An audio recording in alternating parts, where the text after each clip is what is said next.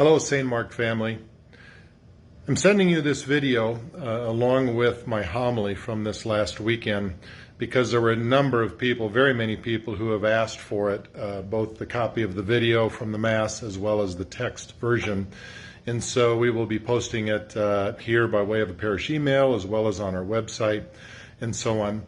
And I just want to say that I understand and acknowledge that this homily was very strong, it was very challenging, and I recognize that for some it can come across a little harshly.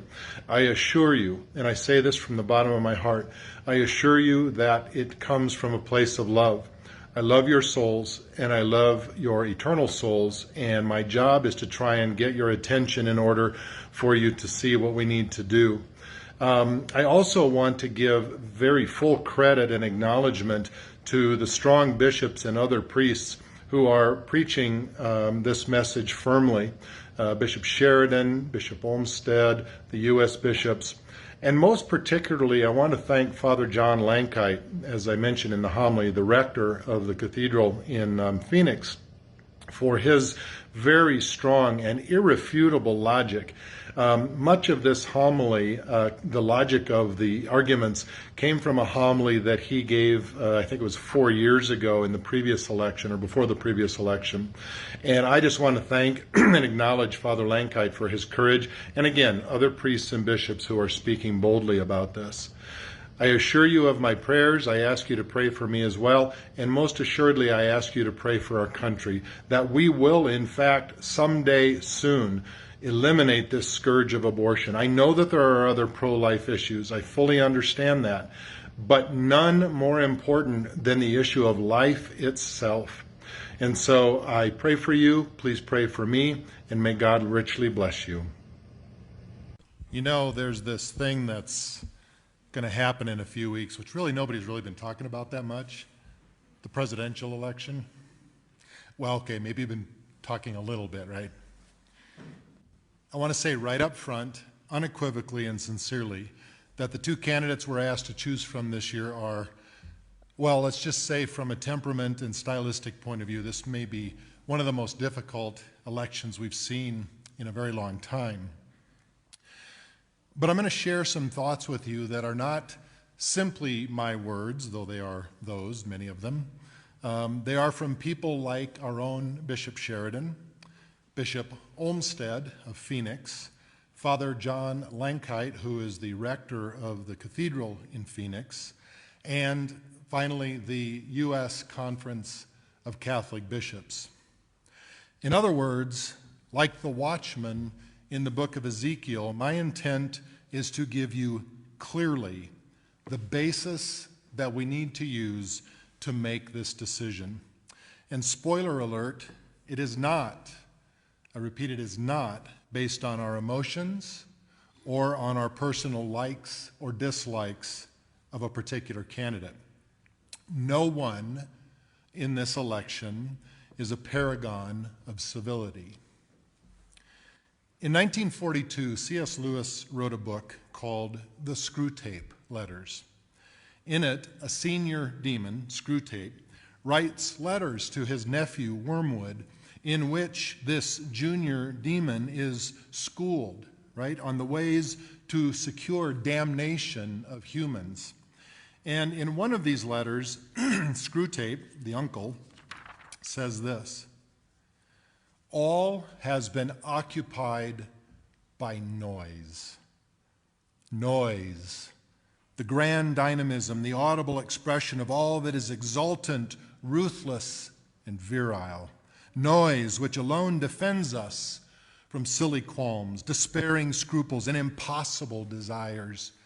We will make the whole universe a noise in the end. We have already made great strides in this direction as regards the earth.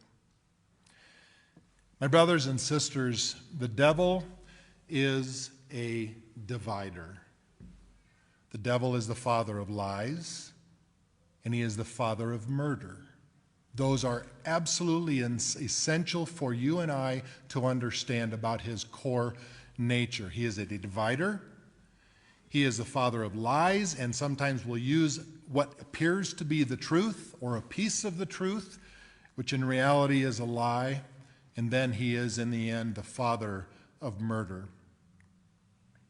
He will use almost any tactic to separate Christians from Christ, especially noise.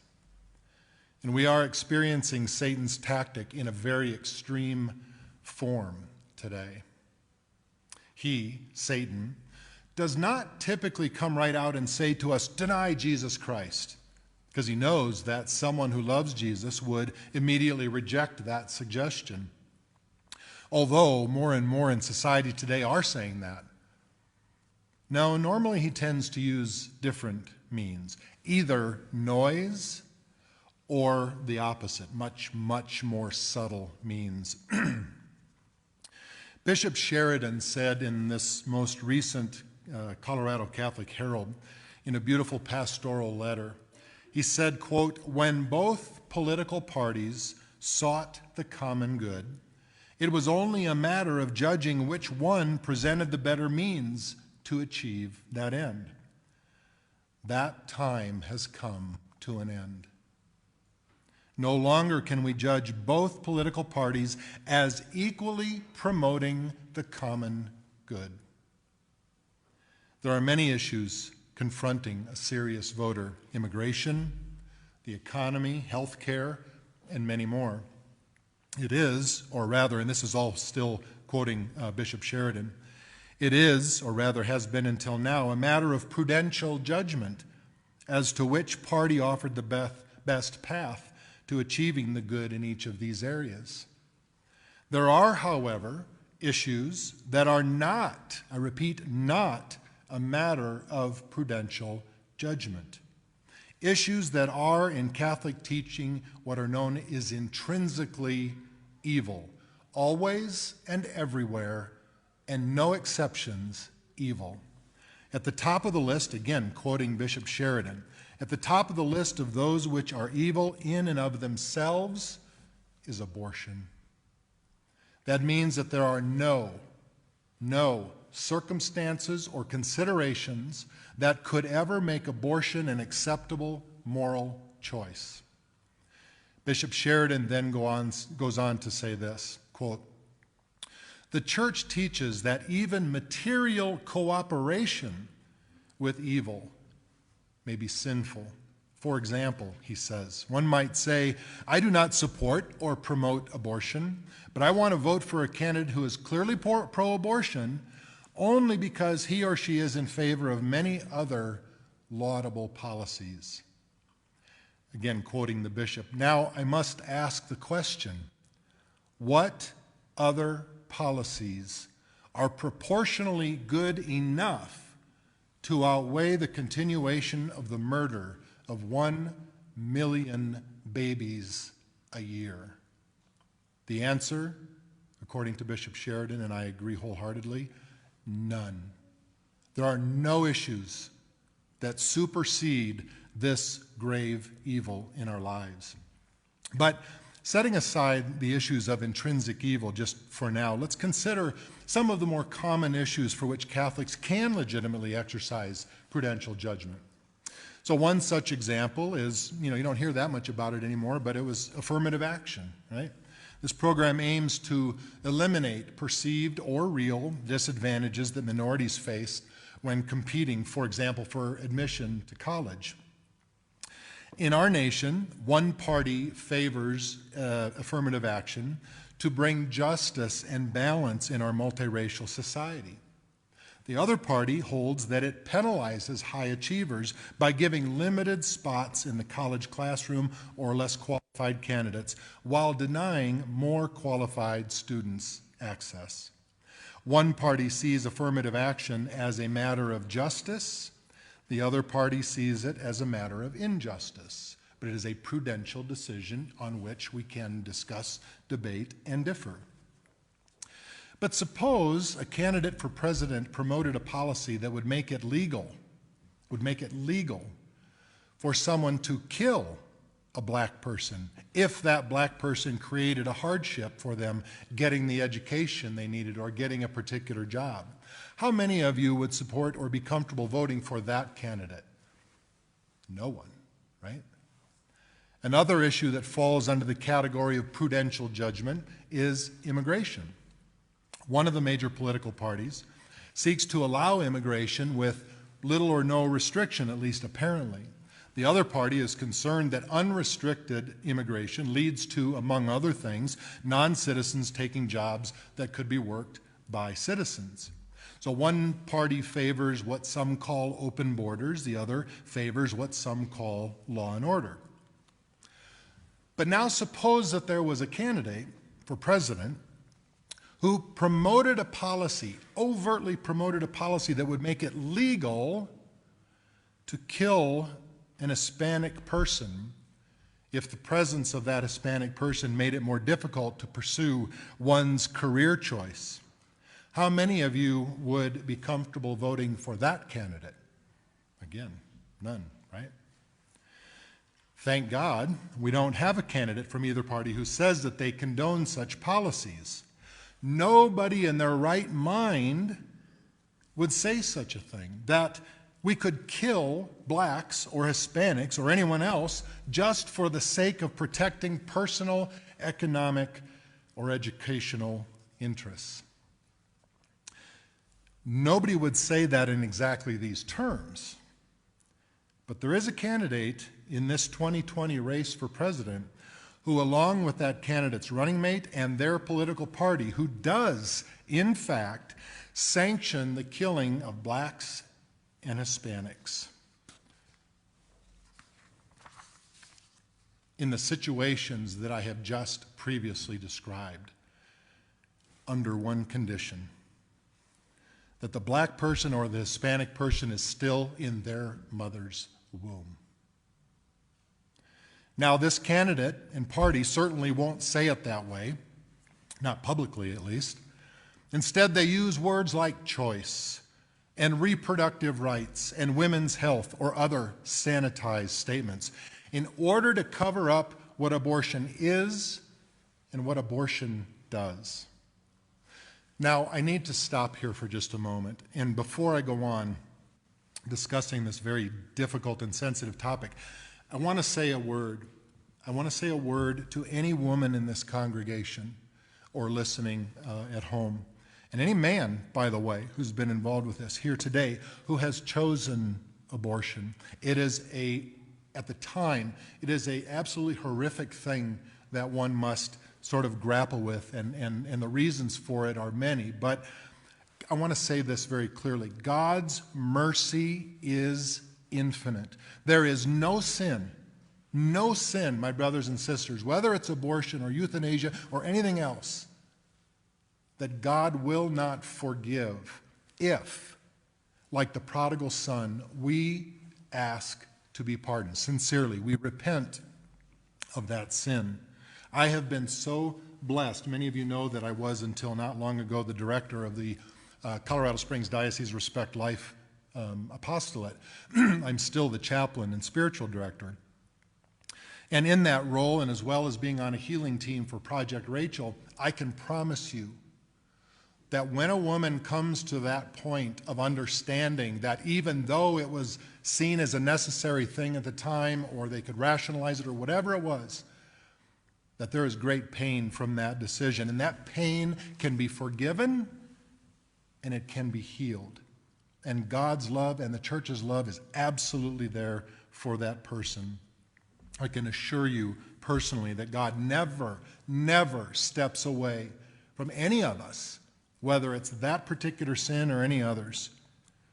I want to say to you, if you've been involved in this in your life, you do not have to hide anymore from God's love or his mercy. I know, my brothers and sisters, from my work on these healing teams, that it can be exhausting to keep that sin under wraps, to keep it in the background and to keep it hidden and so on, or to keep up the facade that the pain isn't real. It is real, and God loves you so, so much, and I love you, and we and the church are here to help. So now, having shared that important word to any grieving mothers or fathers, I need to return to the subject of our duty as Catholics in the public square. When we can consider that a woman can walk into Planned Parenthood and have her baby put to death because she doesn't want to jeopardize her education or her career, we must acknowledge that the shocking scenarios I listed a little bit ago are absolutely not only possible, not only real, they are the primary reasons for abortion today. Because the baby is inconvenient. That is the number one reason. There's other things that go along with it or cloud it or so on. But it is among the most common reasons for abortion today. Even the word abortion, it strikes fear. It's like it's the word that cannot be spoken, right? And we treat it nothing more than a term that starts a heated debate or makes us cringe or our heads explode in anger or whatever it is, rather than seeing it for what it is. It is a thing that stops a heartbeat. Many want to treat abortion as merely one issue among many. But that requires that person to ignore what abortion is and what it does. So let's stop beating around the bush with regard to the current presidential race. Do you know which candidate and party in this election promotes abortion and even promises to expand its availability here at home as well as abroad? Do you know that this candidate and party intend to make you and me pay for it out of our tax dollars, pay for people's abortions, something that has always previously been illegal? Are you aware that this candidate and party, which until recently said abortion needs to be safe, legal, and rare? Remember those words? That was the story. Abortion, it needs to be safe, legal, and rare. It is neither or none of any of those.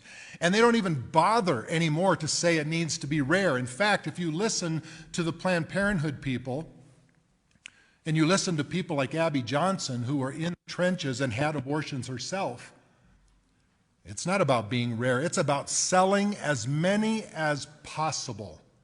It is a money-making machine. It is not about being safe or legal or rare. And about safe, every time there's a law that tries to protect the safety of women by having better medical standards in these clinics or having doctors have medical privileges, admitting privileges in hospitals, the one party shoots it down. And even in the most horrific at all, this one party has even resisted laws that if a baby is attempted to be aborted and it's born alive, they have defeated and fought laws to protect that live baby. My brothers and sisters, that is an infanticide. That's not abortion. That's not a choice. That is baby infanticide.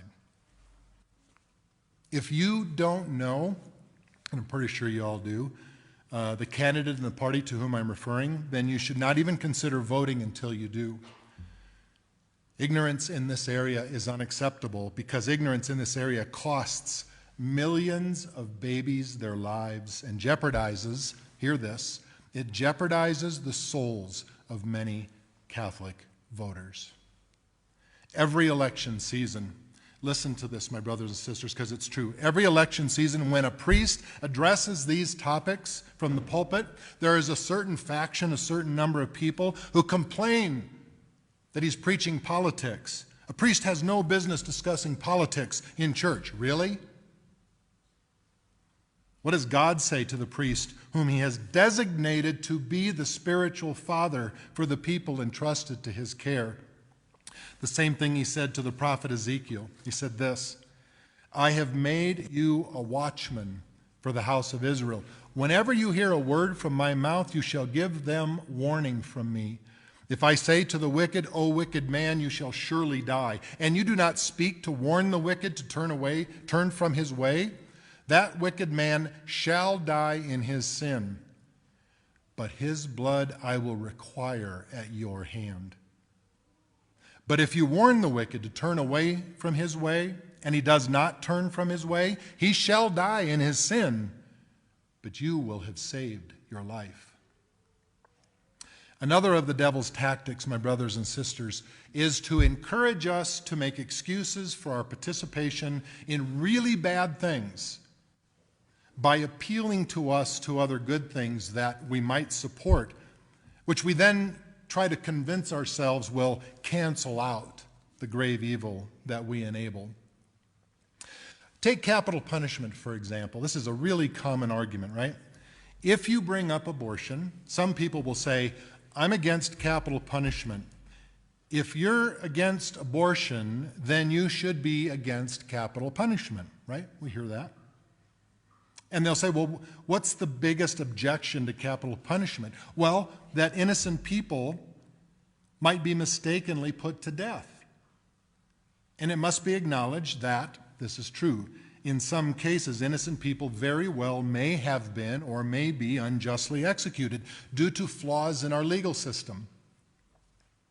And this very reason, though, for opposing capital punishment is precisely the reason that Catholics must never willingly or even enable abortion with their vote. Why? Because while some innocent people have no doubt been put to death mistakenly through capital punishment, in abortion, an innocent person is always put to death, and never by mistake. It's always chosen and always intended. If a person is against capital punishment, they then must necessarily be against abortion, because the intention of abortion is to knowingly and deliberately kill an innocent boy or girl every single time. What about war? People who vigorously oppose the wars in the Middle East, for example, often quote statistics on the great number of innocent people who are killed in the crossfire, right? Collateral damage. The innocent people that are killed in war. And it's the greatest tragedy of war, probably, is innocent life that's lost.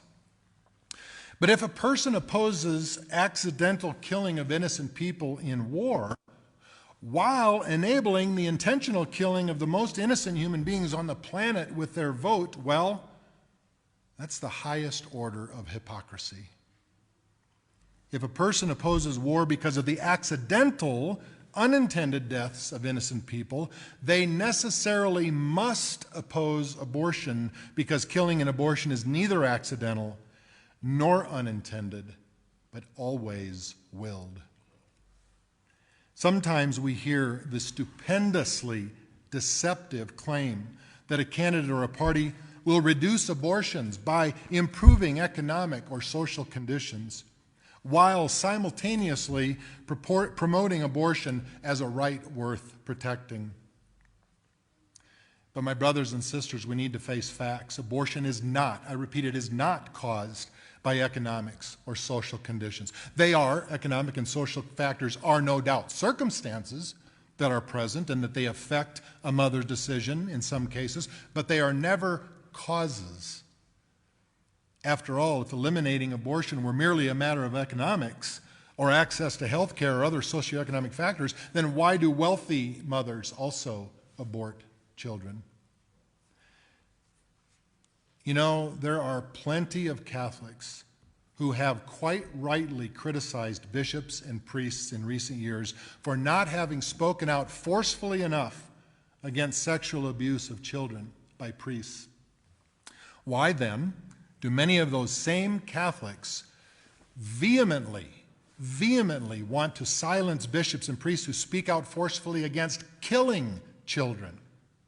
It's fine to go public and be against the church and against bishops if there's one kind of silence, or verbal, I should say. But if there's another kind of verbalization, oh, no, you're preaching politics. Regardless of the resistance, a priest must follow the example of Peter and John in the Acts of the Apostles when it comes to preaching difficult truths. To those who sought to silence their proclamation of the gospel, these apostles boldly responded with these words: "Whether it is right in the sight of God to listen to you rather than God, you must judge. For I cannot but speak of what I have seen and heard. All I can do is speak of what I have heard and seen from God. A priest is not only protected by the First Amendment, at least for now, he is also bound by the Fifth Commandment, thou shalt not kill. If a priest doesn't speak up for those most vulnerable in our society, and if the Catholic faithful don't actively protect those most vulnerable in our society by refusing to enable their deliberate destruction with their vote, then such Catholics are condoning those killings by cowardice. God, 2 Timothy says, God did not give us a spirit of cowardice, but rather of power and love and self-control. So do not be ashamed of your testimony to our Lord, but bear your share of hardship for the gospel with the strength that comes from God. Part of every Catholic share in the hardship of the gospel's not puppy dogs and rainbows, right? Part of every Catholic share in the hardship of the gospel is that we, every single one of us, have to repent of our actions that are offensive before God and that are destructive to our brothers and sisters. And we have got to oppose threats to innocent human life, and those most real and most urgent. Make no mistake, my brothers and sisters, there is no single issue that threatens innocent human life more directly, consistently, and urgently than the deliberate killing of boys and girls in their mother's womb. No issue. Abortion is qualitatively and quantitatively different from other issues. It is qualitatively different from other issues because abortion results in the death of the innocent. Blameless children are wiped out simply for being conceived. Abortion denies our inherent God-given dignity as human beings, and it brings violence. Remember, Satan is the father of murder. It brings violence and death into the family. It is quantitatively different from other issues because the sheer numbers of lives lost are staggering. The pro-abortion Guttmacher Institute, no conservative body that, estimated that there were 862,000 abortions in the United States in 2017. Meanwhile, the Centers for Disease Control and Prevention listed the leading cause of death in that same year, which is heart disease, at 647,000. More than 200,000 more American lives were lost to abortion that year than to heart disease. In the time since this homily started, 30 babies have been deliberately executed in the womb. And that's just the ones that are reported.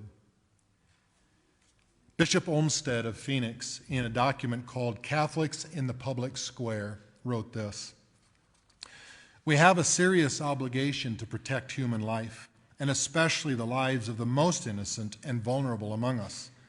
Whoever fails to do this when otherwise able to do so commits a serious sin of omission.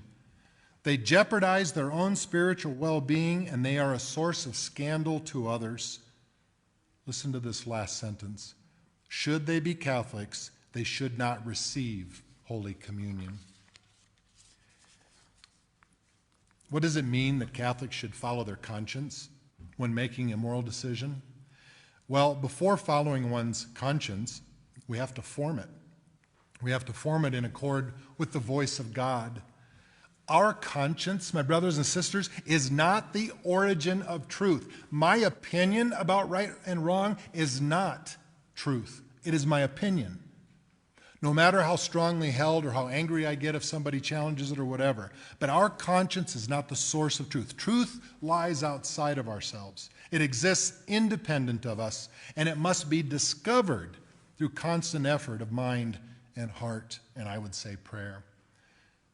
This is not for us who suffer the effects of original sin and must contend with the constant temptations of the devil. Conscience receives the truth revealed by God and then discerns how to apply it in our lives. As another American bishop said, "Don't be afraid to preach the truth. If we let fear move us, we are not worthy to be priests or deacons. Let's be inspired by the apostles who would not stop speaking the truth even when they were threatened with death. I, for one, will heed these bishops' words and the words of Pope St. John Paul II, who said famously, "Be not afraid." None of us can be afraid, my brothers and sisters, afraid to speak out for authentic dignity of all life and to live this courageously by way of our vote. The Catechism of the Catholic Church teaches this about conscience. It says, conscience must be informed and moral judgment enlightened. A well-formed conscience is upright and truthful. It formulates its judgments according to reason, in conformity with the true good willed by the wisdom of the Creator. The education of conscience is indispensable for human beings who are subjected to negative influences and tempted by sin to prefer their own judgment and to reject authoritative teaching. And finally, this from the United States Conference of Catholic Bishops in their document, Forming Consciences for Faithful Citizenship. Quote, "It is clear that one absolutely may not vote for a candidate who favors a policy promoting an intrinsically evil act, such as abortion, euthanasia, assisted suicide, or redefining marriage in ways that violate its essential meaning." As American author Edward Hale once said, "I am only one, but still I am one. I cannot do everything, but I can do something.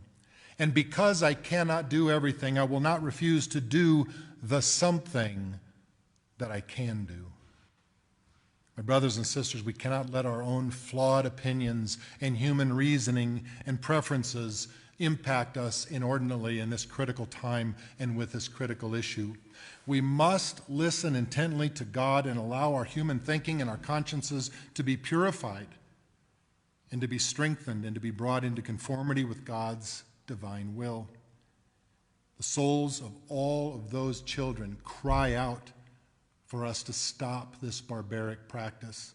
We wouldn't dream of owning another person as a slave today, but they did.